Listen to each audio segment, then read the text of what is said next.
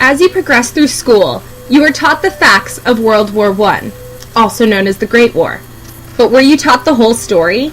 The fact of the matter is that there are always two sides to a story, or in this case, many more than two. And you have only been taught the United States side of the story, up until now.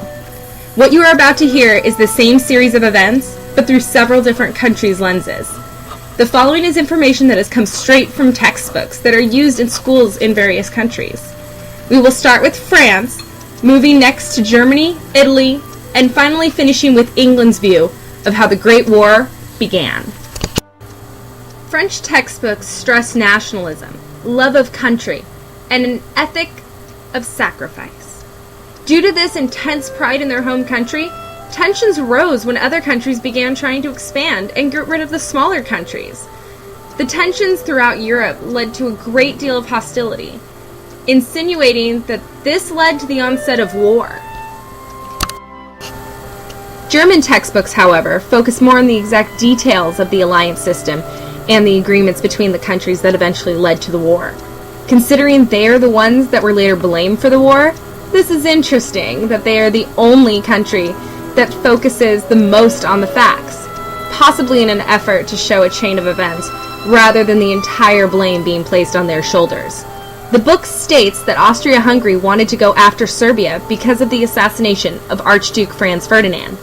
But due to the protection of Serbia by Russia, this was only possible with Germany's help. They also claim that the wars began without intention of territorial gain, though the success in the war soon led to expansion of the initial goals. Italian textbooks place Italy at the center of the origins of the Great War. They also discuss the assassination of Archduke Franz Ferdinand and his wife in a very nonchalant type of a way. However, they're the only book that discusses the tensions in the Balkans that led up to the assassination.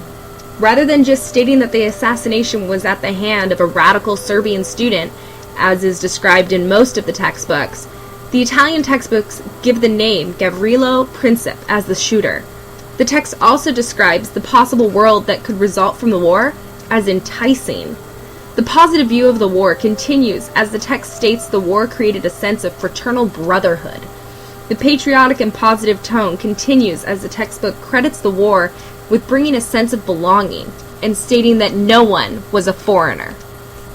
Finally, we come to English textbooks, which diminish the importance of the assassination of Archduke Franz Ferdinand as a cause for the war, while bringing up the possible Irish Civil War that was a concern to them at the time.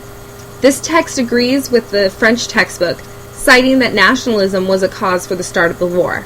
However, they're the only country that takes blame for the start of the war, stating that if they would have just made a decisive decision about the impending German attack on Belgian neutrality, rather than giving an ultimatum and inadvertently leaving the decision in the hands of others, that maybe the war would have never happened at all. After discussing the causes of war, the text clearly states that England did not want to go to war. While they did emerge on the victorious side, the textbook also states that the impact of the war was far from positive for the country. Every person looks at life through their own perspective. Each person is an expert on themselves, and for that reason, we cannot look at only one side of the story and take it as a whole. History is made up of many individual stories coming together to make a more complete picture. Through the study of all these depictions of the same event, we now have a better understanding of what actually took place, as well as a better understanding of how to view history.